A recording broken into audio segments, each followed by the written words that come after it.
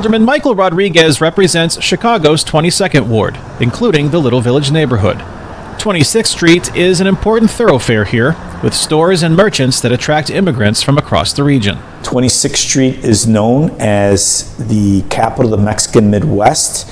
Our local economy here is thriving and is a generous tax base for the whole region. A 2020 study by the Delta Institute says the Little Village provides about $900 million in annual tax revenue for Chicago, the second highest amount for the city. But as federal immigration and customs enforcement, or ICE officers and other agents fan out across the area as part of the Trump administration's crackdown on undocumented immigrants, the usually bustling 26th Street is noticeably quieter. My community members are in absolute fear. One way Rodriguez's office prepared for the crackdown was sharing information among the community about their rights. We've held workshops for our businesses so they know their rights. We've passed out Know Your Rights cards outside of grocery stores. There are other organizations and entities going door to door, talking to neighbors and letting them know what their rights are. White House border czar Tom Homan was in Chicago observing federal law enforcement efforts.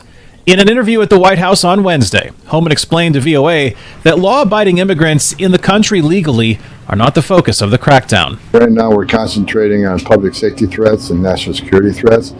That's our number one goal. So we got all the government operations, just not ICE looking for these criminal aliens. It's DEA and FBI and ATF and the U.S. Marshal Service. It's all a government approach to look for criminal aliens throughout the United States. We're going to hit every city in this country and arrest those that are in the country legally that have a criminal conviction. A new executive order signed by President Donald Trump enables ICE officers to enter schools and churches to apprehend suspects, Holman told ABC in an interview Sunday. But ICE officers should have discretion to decide if a national security threat or public safety threats in one of these facilities, then there should be an option for them to make the arrest. We're really concerned for the safety of our families. Christina De La Rosa is the executive director of Erie House, a nonprofit organization that assists immigrants in the Little Village neighborhood. We've already experienced some participants that are not coming to our sites or, keeping their kids at home, and so we want to make sure that they know that we are prepared as an organization as well.